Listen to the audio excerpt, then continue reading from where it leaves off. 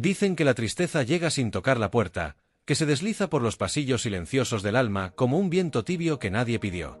Nadie la anuncia, nadie la convoca, pero todos, en algún instante de la vida, hemos sentido su sombra posarse sobre el pecho. Algunos la sienten como un peso, otros como un nudo que se instala en el estómago sin explicar por qué.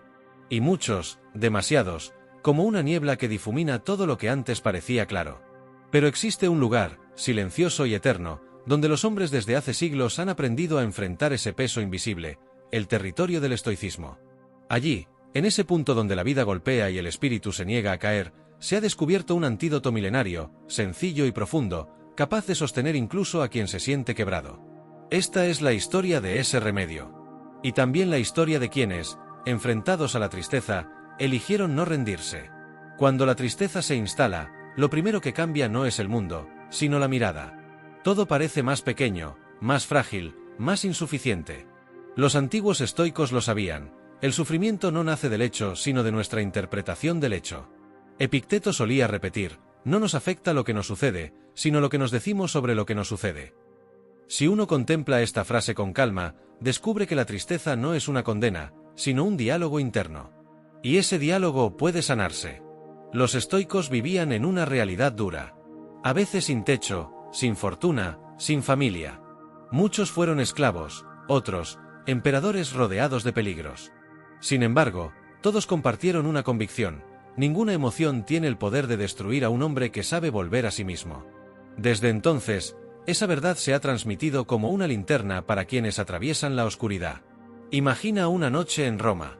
Una lámpara encendida ilumina la figura de Marco Aurelio, escribiendo en sus meditaciones lo que sería el refugio de millones. El dolor que no destruye el alma es una oportunidad de transformación. La tristeza, en la mirada estoica, no es un enemigo, es una maestra severa, pero justa. Exige introspección. Exige coraje. Y sobre todo exige una pregunta poderosa: ¿qué depende realmente de mí? Quien responde esa pregunta empieza un proceso de liberación. Porque la tristeza se alimenta de lo que no controlamos. La ausencia. La traición. La decepción. Lo que no volvió. Lo que no llegó. Lo que no pudimos retener. El estoico mira ese vacío, lo reconoce sin miedo y respira. Esto no depende de mí. Pero sí depende de mí no destruirme por ello. Allí empieza la cura.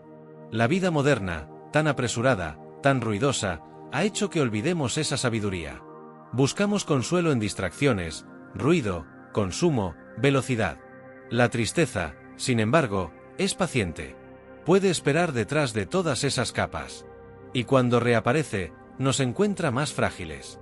El estoicismo propone otro camino: detenerse. Volver al presente. Mirar la tristeza de frente sin dramatismo, sin miedo y sin orgullo. El estoico no pretende eliminarla, pretende transformarla. Porque la tristeza también revela que nos importa. Muestra dónde está la herida. Qué vínculo se quebró. Qué sueño se estrelló. Qué parte de nosotros necesita atención. Dejar de huir es el primer gesto de valentía. Y después viene la aceptación. No controlo lo que pasó, pero controlo mi respuesta. Muchos se preguntan cómo se aplica esto en la práctica. Los antiguos lo tenían claro. El antídoto consistía en 3 movimientos. 1. Volver a la razón. Respirar y separar los hechos de las interpretaciones. Preguntar: ¿es tan grave como creo? ¿O mi emoción lo está amplificando? 2. Volver a la virtud. Actuar con justicia, disciplina y coraje aunque la emoción duela. No dejar que la tristeza determine mi conducta. 3. Volver a la acción. Hacer lo que depende de mí. Construir. Moverme. Avanzar aunque sea 1 milímetro al día. Porque la tristeza se debilita cuando ve que seguimos caminando. En los momentos más oscuros de su vida, Séneca escribió: no elijas la muerte antes de la muerte.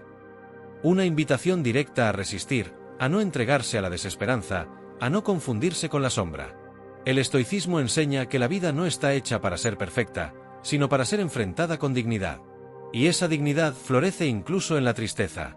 Porque quien aprende a gobernar sus emociones, termina gobernando su destino. La tristeza puede doblar al hombre, pero nunca debe romperlo. Y si parece que nos rompe, el estoicismo nos muestra que aún podemos recomponernos. que siempre queda un espacio interior que ninguna pena puede arrasar. Un refugio donde habita lo que somos: voluntad, carácter, convicción. Así, el estoicismo no promete una vida sin dolor. Promete una vida donde el dolor no se convierte en dueño de tu alma. Una vida donde la tristeza visita, pero no gobierna. Una vida donde la fortaleza nace del intento. Donde la serenidad se entrena. Y donde la libertad se construye desde adentro. Esa es la cura. No la alegría inmediata, ni el olvido artificial, sino la fuerza tranquila de quien comprende que todo pasa, que todo cambia, que todo se supera cuando uno aprende a sostenerse en sí mismo. El estoicismo es la memoria silenciosa de que somos más fuertes de lo que creemos, que la tristeza no es el final, sino un capítulo que, si se vive con valentía, abre puertas que la alegría nunca habría mostrado. Y ahora, a ti que estás escuchando esta crónica, te digo algo desde el corazón.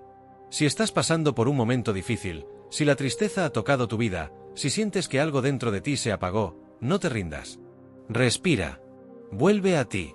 Recuerda que cada dolor contiene una semilla de transformación. Y que tú eres capaz de germinarla. Si esta reflexión te ha acompañado, si te ha dado fuerza o claridad, suscríbete al canal. Activa la campana de notificaciones. Y sigamos caminando juntos este sendero de fortaleza, virtud y crecimiento interior.